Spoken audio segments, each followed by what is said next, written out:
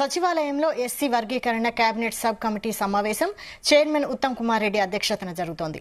Committee vice chairman Damodara Rajanarasimha, సభ్యులు మంత్రి పొన్నం ప్రభాకర్, ఉన్నతాధికారులు సమావేశంలో పాల్గొన్నారు.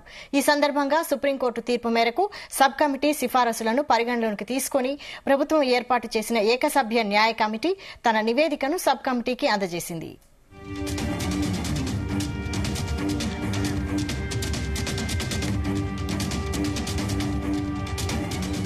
ఇదే అంశంపై మరిన్ని అప్డేట్స్ సచివాలయం నుంచి మా ప్రతినిధి సతీష్ లైవ్ లో అందిస్తారు. సతీష్,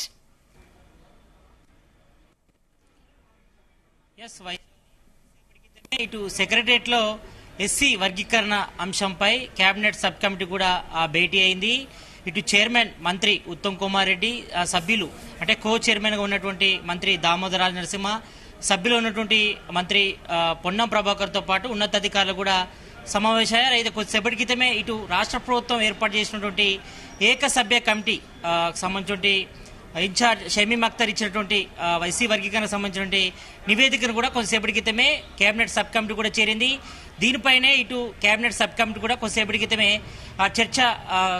చర్చలు అయితే స్టార్ట్ చేశాయి. అయితే రేపు ఉదయం 10 గంటలకు అసెంబ్లీలో కూడా కేబినెట్ కూడా భేటీ అవుతుంది. అసెంబ్లీలో కమిటీ హాల్లో కూడా భేటీలో కూడా కేబినెట్ భేటీలో కూడా చర్చిస్తారు. మంత్రివర్గంలో చర్చించిన తర్వాత వీటన్నిటిపై అంటే నిన్న కూడా ఇటు బీసీ కమిషన్ సంబంధించి కూడా ప్రణాళిక కమిషన్ కూడా నిన్న రిపోర్ట్ ఇచ్చింది. దాదాపు రాష్ట్ర వ్యాప్తంగా 56.33% బీసీలు ఉన్నట్టు కూడా లెక్క తెరిచింది. మొత్తానికైతే ఇటు బీసీల లెక్క వచ్చేసి 46.23% కూడా చెప్పడం జరిగింది. మరి ఓవరాల్గా దాదాపు రాష్ట్ర వ్యాప్తంగా 1,99,00,000 పైగా బీసీలు ఉన్నట్టు కూడా ఇటు కులగణన సర్వేలో కూడా వెల్లడైంది. మరి ఇదే రిపోర్ట్ను కూడా నిన్న బీసీ సంబంధించి కులగణన సర్వేలో కూడా ఇటు ప్రణాళిక కమిషన్ కూడా నిన్న రిపోర్ట్ కూడా అందజేయడం జరిగింది. అయితే ఈరోజు ఎస్సీ వర్గీకరణ సంబంధించి కూడా ఏబీసీ వర్గీకరణ చేయాలని కూడా ఇప్పటికే సుప్రీంకోర్టు తీర్పు కూడా ఇచ్చింది. మరి రాష్ట్రాలకు కూడా స్వేచ్ఛ నిర్ణయం జరిగింది. మరి ఈ నేపథ్యంలోనే రాష్ట్ర ప్రభుత్వం కేబినెట్ సబ్ కమిటీ కూడా ఏర్పాటు చేసింది. ఈ యొక్క కేబినెట్ సబ్ కమిటీ ఇచ్చినటువంటి సిఫారసుల ఆధారంగానే ఏకసభ్య కమిషన్ కూడా ఏర్పాటు చేసింది. మరి ప్రభుత్వం, హైకోర్టు మాజీ జస్టిస్ షమీమ్ అఖ్తర్ నేతృత్వంలోని కమిటీ కూడా ఈ యొక్క రిపోర్ట్ పై కూడా సర్వే కూడా చేసింది. మరి ఈ సర్వేలో కూడా చాలా కీలక విషయాలు కూడా వెలుగులోకి వచ్చాయి. మరి యొక్క బీసీ ఇటు ఎస్సీ వర్గీకరణ సంబంధించి కూడా ఇప్పటికే ఇటు ఏబిసిడి వర్గీకరణ చేయాలని కూడా పెద్ద ఎత్తున కూడా డిమాండ్ వస్తుంది. మరి ఇదే విషయంపై కూడా ఇటు సుప్రీంకోర్టు కూడా తీర్పు వెల్లడించిన నేపథ్యంలో మరి ఇక్కడ అమలు చేయాలని కూడా రాష్ట్ర ప్రభుత్వం భావించింది.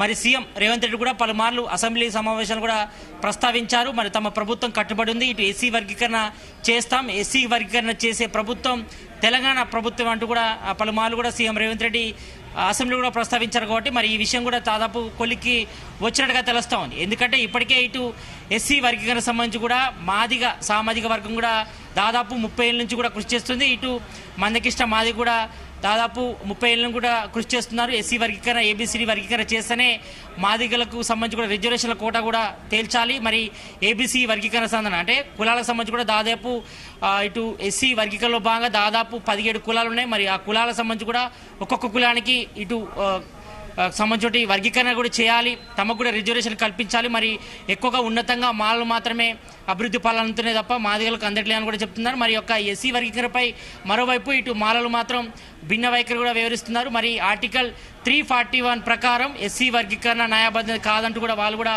ఫైట్ చేస్తున్నారు. మరి దీనిపై రాష్ట్ర ప్రభుత్వం ఏం చేస్తుందో చూడాలి. మరి ప్రజెంట్ అయితే మాత్రం ఇటు ఎస్సీ వర్గీకరణ సంబంధించి కమిషన్ నివేదిక అంటే ఏకసభ్య కమిషన్ నివేదిక కూడా రాష్ట్ర ప్రభుత్వానికి చేరింది. కాబట్టి మరి దీనిపై రాష్ట్ర ప్రభుత్వం ఏం చర్చిస్తుంది, మరి కేబినెట్ సబ్ కమిటీ చర్చించి తీసుకునే నిర్ణయాలు కూడా మరి రేపు మంత్రివర్గం దృష్టి కూడా తీసుకెళ్తారు. మరి రేపు ఉదయం 10 గంటలకు కూడా అసెంబ్లీ కమిటీ హాల్లో కూడా ఈ యొక్క 2 సిఫారసులు ఏదైతే ఉందో ఇటు బీసీ కులగణకు సంబంధించి కూడా ఆ రిపోర్టు ఆల్రెడీ రాష్ట్ర ప్రభుత్వానికి వచ్చింది, నిన్ననే కూడా బహిర్గతం చేశారు. మరోవైపు ఇటు ఎస్సీ వర్గీకరణకు సంబంధించి కూడా రిపోర్టు ఈరోజు అందింది. కాబట్టి ఈ రెండింటిపై కూడా రేపు కేబినెట్ సబ్ కమిటీ కూడా కేబినెట్ కూడా భేటీ అవుతుంది. భేటీ అయిన తర్వాత నిర్ణయం తీసుకొని మరి అసెంబ్లీ సమావేశం రేపు ప్రత్యేకంగా అసెంబ్లీ సమావేశం కూడా స్టార్ట్ కాబోతుంది. మరి ఉదయం 10 గంటలకు కూడా సమావేశం స్టార్ట్ అవుతుంది. మరి సభ్యుల దృష్టి కూడా పెడతారు. పెట్టిన తర్వాత మరి ఇటు బీసీ కులగణన అదేవిధంగా ఎస్సీ వర్గీకరణ సంబంధించి 2 అంశాలపై కూడా లఘు చర్చ చర్చ అంటే స్వల్పకాలిక చర్చ కూడా ఉన్నది.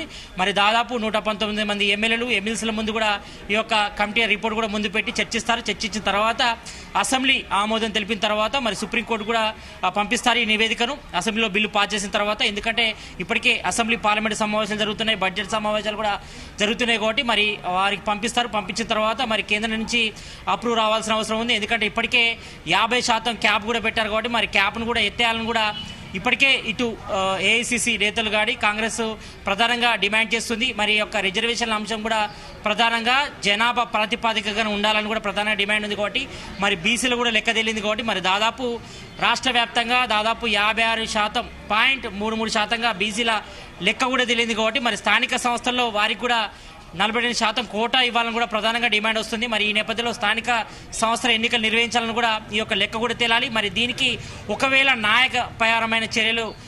నాయకపరమైనటువంటి ఇబ్బందులు తెలిస్తే మాత్రం మరి సీట్ల పరంగా మాత్రం స్థానిక సంస్థల ఎన్నికల్లో మాత్రం బీసీలకు 42% కోటా ఇవ్వాల్సి ఉంటుంది. మరి ఎస్సీ వర్గీకరణలో భాగంగా ఇప్పటికే ఇటు ఎస్సీలకు 15% కోటా ఉంది.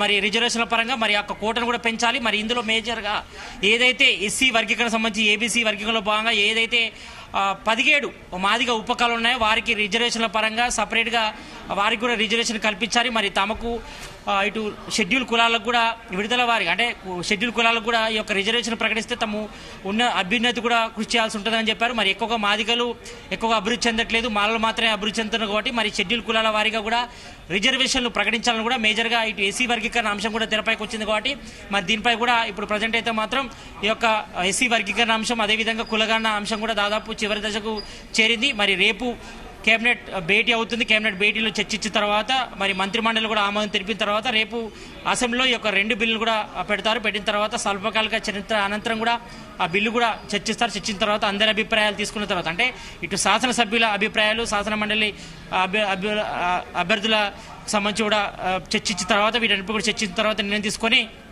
బిల్లులు పాస్ చేసిన తర్వాత కేంద్ర ప్రభుత్వం ప్రకటిస్తారు. ఒక కేంద్ర ప్రభుత్వం నుంచి ఒకవేళ దానికి సంబంధించి కూడా ఉత్తర్వులు రాకపోతే మాత్రం మరి స్థానిక సంస్థల ఎన్నికల్లో రాష్ట్ర ప్రభుత్వం మరి యొక్క ఎస్సీ వర్గీకరణ సంబంధించి కానీ ఇటు బీసీ కులాలకు సంబంధించి కూడా వాళ్ళకు 40% కోటా విషయంలో మాత్రం వారికి సీట్ల కేటాయింపు ఇవ్వాలని కూడా రాష్ట్ర ప్రభుత్వం భావిస్తున్నట్టుగా తెలుస్తుంది. మరి ఈ నేపథ్యంలోనే మరి కొద్దిసేపటి క్రితమే ఇటు ఎస్సీ వర్గీకరణ అంశం మీద కూడా ఇటు కేబినెట్ సబ్ కమిటీ కూడా చర్చించిన తర్వాత కేబినెట్ సబ్ కమిటీ సిఫారసుల ఆధారంగానే రేపు కేబినెట్ భేటీ కూడా జరుగుతుంది. ఆ భేటీలో కూడా ఇటు కులగణన సర్వే అంటే బీసీ కులగణన సర్వే అదేవిధంగా ఎస్సీ వర్గీకరణ సంబంధించి కూడా అన్ని అంశాలు కూడా చర్చించారు. చర్చించిన తర్వాత ఆమోదించిన తర్వాత రేపు అసెంబ్లీలో కూడా వీటన్నిపై కూడా చర్చ జరుగుతుంది కాబట్టి మరి ఏం జరగనుంది, మరి ప్రతిపక్షాలు దీనికి సహకరిస్తాయా లేదా, ఇటు బీఆర్ఎస్ కానీ బీజేపీ సంబంధించిన సభ్యులు సహకరిస్తారా లేదా చూడాలి. మరి రేపు ఈ యొక్క కులగణన సర్వే అదేవిధంగా ఇటు ఎస్సీ వర్గీకరణపై కూడా అసెంబ్లీలో కూడా స్వల్పకాలిక చర్చ ఉన్న నేపథ్యంలో మరి ఇటు బీసీల నుంచి అదేవిధంగా ఎస్సీ వర్గీకరణపై కూడా ఏం తేల్చనుంది రాష్ట్ర ప్రభుత్వం. మరి స్థానిక సంస్థల్లో కూడా త్వరలో రాబోతున్నాయి కాబట్టి మరి ఇప్పటికే మంత్రి పొంగులేటి శ్రీనివాసరెడ్డి కూడా చెప్పారు మరి ఈ నెల 15 తర్వాత కూడా స్థానిక సంస్థల ఎన్నికలు కూడా నోటిఫికేషన్ ఇస్తామని కూడా చెప్పారు. కాబట్టి మరి స్థానిక సంస్థల రిజర్వేషన్ల అంశం తేలుతుందా తేలదా, మరి దీనికి కేంద్ర ప్రభుత్వం సహకరిస్తుందా లేదా చూడాలి. ఒకవేళ కేంద్ర ప్రభుత్వం ఆమోదం తెలపకపోతే మాత్రం మరి ఇప్పటికే 50% వరకు కూడా క్యాప్ ఉంది కాబట్టి మరి రిజర్వేషన్లకు సంబంధించి కూడా మరి క్యాప్ని ఎత్తేస్తారా లేదా చూడాలి. ఒకవేళ ఎత్తేయకపోతే మాత్రం స్థానిక సంస్థల్లో మాత్రం 42% సీట్లు కూడా బీసీలకు ఇచ్చేది కూడా ఇటు కాంగ్రెస్ గవర్నమెంట్ కూడా సిద్ధంగా ఉండాలని కూడా ఇప్పటికే చెప్పడం జరిగింది. మరి ఓవైపు సీఎం రేవంత్ రెడ్డి కూడా స్పష్టం చేశారు కాబట్టి మరి ఎట్టి పరిస్థితుల్లో కూడా రిజర్వేషన్ల అంశం తెర మీదకి వచ్చింది కాబట్టి మరి బీసీలకు తప్పకుండా 42% ఇస్తాం, అవసరమైతే ఎక్కువనే ఇస్తాం, ఏ విషయంలో మాత్రం తగ్గేదే లేదంటున్నారు. మరి ఈ విషయంపై కూడా రేపు అసెంబ్లీలో చర్చించిన తర్వాత పూర్తిగా అంటే ఇటు కులగణన సర్వే అదేవిధంగా ఎస్సీ వర్గీకరణపై పూర్తిగా సభ్యుల ముందు 119 మంది అసెంబ్లీ సంబంధించిన ఎమ్మెల్యేల ముందు అదేవిధంగా ఎమ్మెల్సీల ముందు కూడా చర్చించిన తర్వాత ఈ యొక్క ఎస్సీ వర్గీకరణ అదేవిధంగా బీసీ కులగణన సర్వే మీద కూడా చర్చించిన తర్వాత తుది నిర్ణయం తీసుకునే అవకాశం ఉంది. మరి ఏదేమైనప్పుడు కూడా మరి స్థానిక సంస్థల్లో రిజర్వేషన్ అంశం కూడా మరి 40% కేటాయిస్తారా లేదా, ఎందుకంటే ఇప్పటికే 46.23గా బీసీల కోటా ఉంది కాబట్టి మరి దాని ప్రకారం కూడా రిజర్వేషన్లు పెంపు చేయాలని కూడా ఇప్పటికే బీసీ సంఘాలు కూడా ప్రధానంగా డిమాండ్ చేస్తున్నారు. కాబట్టి అదేవిధంగా ఇటు ఎస్సీ వర్గీకరణ అంశం ఈ 2 అంశాలు కూడా దాదాపు కొలిక్కొచ్చాయి. కాబట్టి మరి ఈ నేపథ్యంలో రాష్ట్ర ప్రభుత్వం మరి ఒకవేళ ఎస్సీ వర్గీకరణ అంశం సంబంధించి రిజర్వేషన్లు ప్రకటించినా కానీ బీసీ సంబంధించి రిజర్వేషన్ ప్రకటించిన కానీ మరి ప్రకటించిన రాష్ట్రం మొదటి రాష్ట్రం తెలంగాణ అవుతుంది. మరి ఇందులో ఏ డౌట్ లేదు కాబట్టి మరి ఈ నేపథ్యంలో సీఎం రేవంత్ రెడ్డి ఈ నిర్ణయం తీసుకుంటారు. మరి సభ్యుల ముందు కూడా ఎలాంటి ప్రతిపాదనలు పెడతారు, మరి అసెంబ్లీ సమావేశాలు కూడా మరి ప్రతిపక్షంలో ఉన్నటువంటి బీఆర్ఎస్ అదేవిధంగా బీజేపీ నేతలు ఎలాంటి సలహాలు బీసీ కులగణ సర్వే అదేవిధంగా ఈ యొక్క ఎస్సీ వర్గీకరణపై రేపు అసెంబ్లీలో ఏం చర్చిస్తారని కూడా చాలా కీలకంగా మారిందని చెప్పుకోవచ్చు. Vaishal, thank you Satish.